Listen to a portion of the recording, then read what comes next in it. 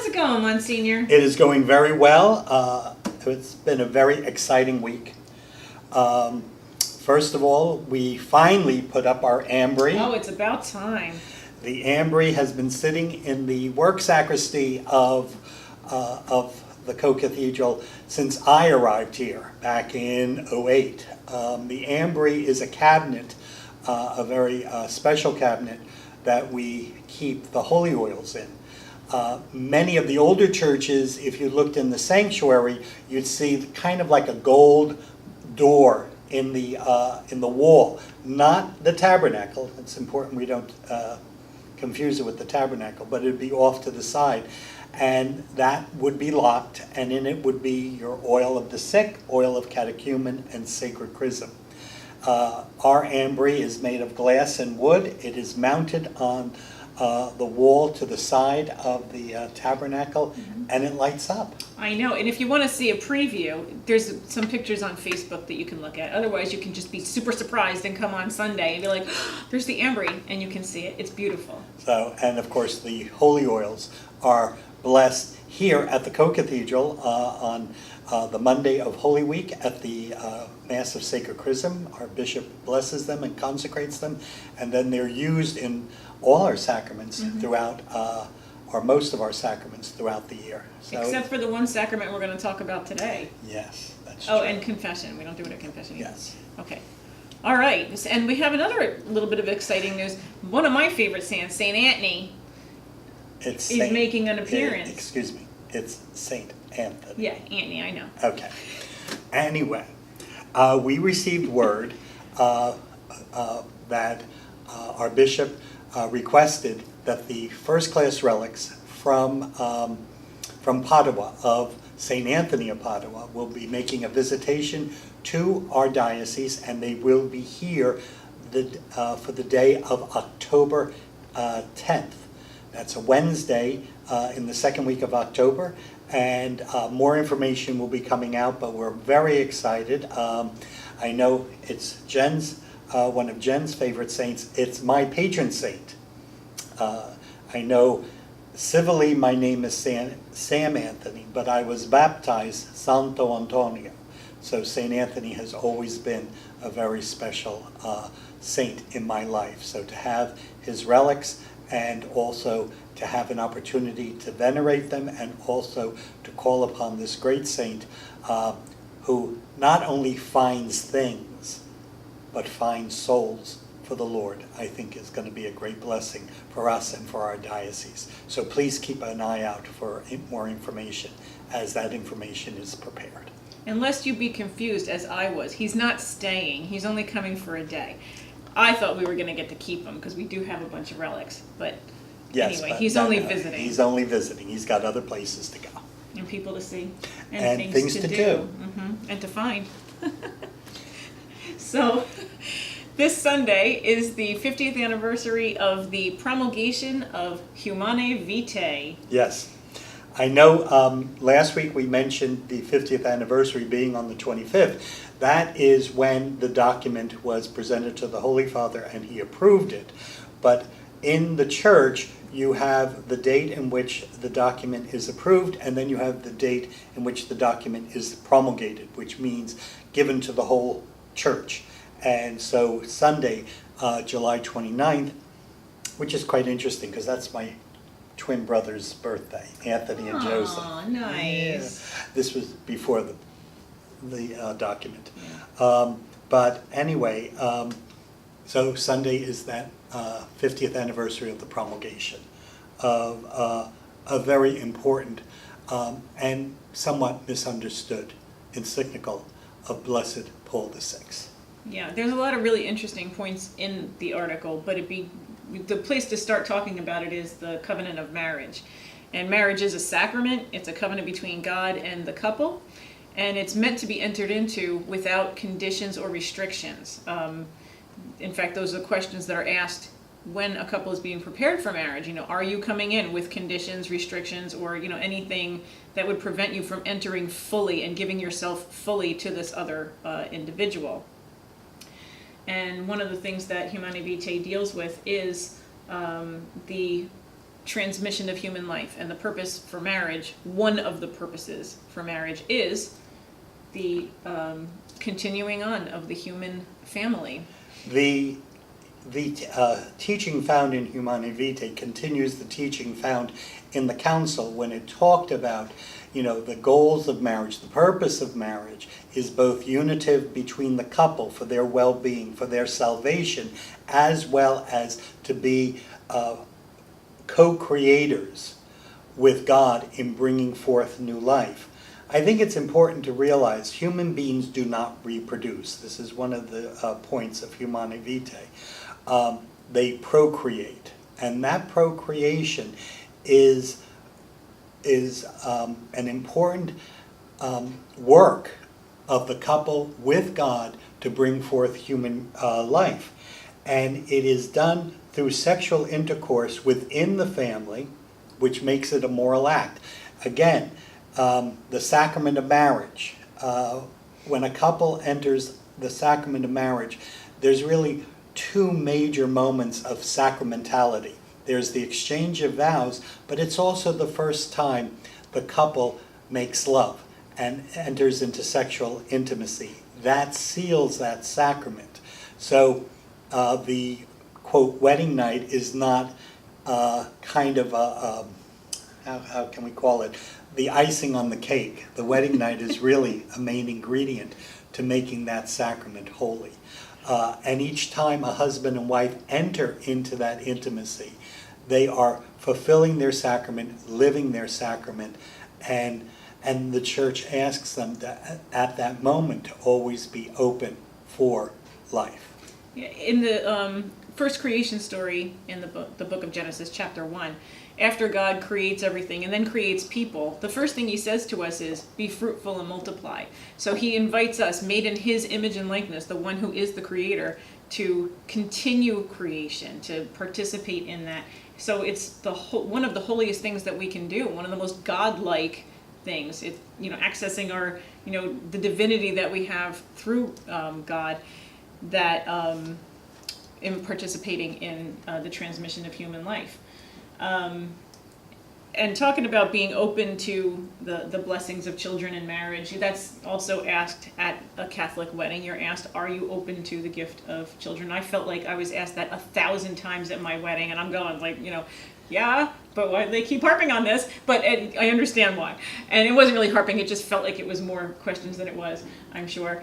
But we do ask that question at least 3 times during the preparation. Yeah. And then as part of the ritual. Yes, but it felt like at the ritual I kept hearing it. But my husband and I waited until we were ready to have children to get married. That was, part of the our plan. And I got pregnant right away. I had Ben. And I wanted to have a huge family when we first got married. But I had a little postpartum. I had a difficult infant. He had colic. It was very challenging. And I thought, I'm not really sure if I want to have any more children. But we were open to that gift of children. And God said, well, I'm sure that you want to have more children. So he gave me Nathaniel, which means gift from God. And he truly was the gift, the exact thing that my family needed. And I'm just, every time I think about it, I'm mystified at how our openness, even though I wasn't really thinking I wanted more children, how God blessed us with that beautiful, my little Nathaniel, who's much bigger than me. And both of my children are gifts. I love them to death. But it was that gift, that unexpected gift, was so important to our family. And I think. I know the press had a field day when our Holy Father, Pope Francis, told the assembly that God doesn't expect us to act like bunnies. But I have 2 children. NFP, natural family planning. It works. But I think it's also important to realize that the Church did ask scientists and those health professionals to develop not just a form of contraception that would be acceptable to the church, but also a form of being open to when one can get pregnant. And that's the purpose of natural family planning, NFP. Because Humanae Vitae also doesn't just say, you can't use artificial contraception, which is what everybody focused on. and which says a lot on our society at that time and now, but also on the importance of marriage and the wonder of human love in relationship to God's plan.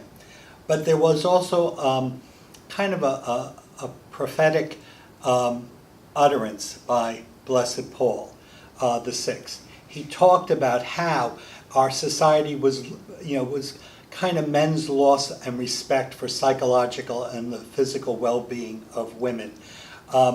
The increase in depression and a greater incidence of breast cancer and stroke for women who use chemical contraception. This was driven home in one of our pre-Cana sessions. We had a wonderful couple talking about MPF, right? And NFP. What would be NPF? I don't know. National Parents Federation? Why not? Okay, all right. But NFP. But they talked about how our society has gotten so into organic eating, and God forbid if we have antibiotics into our chickens, our beef, we have gone vegan, we have gone vegetarian, we want only natural stuff going into our systems, and yet our young people are pumping themselves with chemicals in the pill. And it really wreaks havoc on your body. And, and yet the medical profession really keeps saying, well, we really have no concrete evidence that this is causing the illnesses that we see in so many of our people. And society doesn't want to address this. And that's why the church always gets told to, be quiet. Who am I to know? I'm a celibate man. I don't have to worry about children.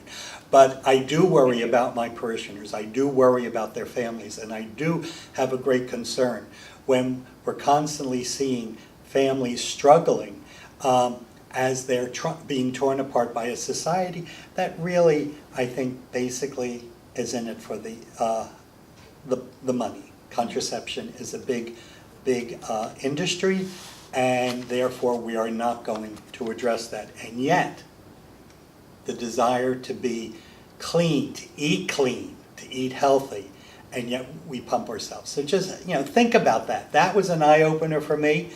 Ordained 33 years, and I'm sitting there kind of going, she's right. We're contradicting ourselves. And for those of you who are watching this, if it causes a little, uneasiness, bring that to prayer. It might be the beginning of finding what God is asking you to do. Yeah. Now, that's not to say that there aren't legitimate reasons for hormone therapy. Also, No. The church does recognize that there are, conditions that women suffer that require that sort of therapy. But I can tell you, again, from firsthand experience, how badly it messes you up. It's awful, and recovering from that is very challenging. So yeah, we're talking about openness in marriage. We're talking about being open to God's gift of children, and part of the NFP thing is that it's both husband and wife who are keeping track of the cycle too. So it's not even like, it's all on the woman and it's all her job, but both are very much involved in discovering what times of the month are appropriate and when you have to avoid each other. And that also opens up for, if husbands are attentive, to a greater care for their spouse in those times. And talking about a woman's psychological and physical well-being, it ain't easy being a girl. It just isn't. And so, if a husband is more attuned to what his wife is going through, he can be more attentive to her needs too, as far as, when things are bad and challenging. I think it's important also to realize that Humanae Vitae states that these teachings are difficult. The church's position on marriage is a very difficult position at this time and place. Maybe not 50 years ago, but now it is. The teachings on human sexuality and human reproduction is also a very sensitive issue today. And many do have difficulties accepting them. But it's also important to realize that Jesus' demands on his disciples always involves the cross. But he also promises us the graces we need to do what is good for us. And so even if you're struggling with these issues, that doesn't mean you can't be a faithful Catholic. It's important that we realize that in the struggle, we discover where Christ is calling us. And it's in the struggle that we need to come together in prayer, in reflection, in church teachings, and in Scripture to find out what God is asking for us. And one topic we could talk about later on would be conscious formation, which I think is so important. Because for so many, it's, well, I feel this. Well, you know, as I'm getting older, I feel lousy in the morning. I feel pretty good in the afternoon. I feel better, you know, before bed, but then the next day I feel lousy again. Feelings change. And a lot of feelings, and conscious is not just feelings. That's right. All right, But well, we'll talk about that next later. time. Yeah, this has been long enough. Yes, we've talked enough. Frank is saying yes. We're getting cut off by our producer, Frank, who spent the day yesterday with his grandson. Yeah. And there's, did you see that one picture of his wife? Her face just glowed. Her face glows anyway. She's adorable. I know, but it glowed especially because Yeah. she was holding her grandson. Yes. God bless.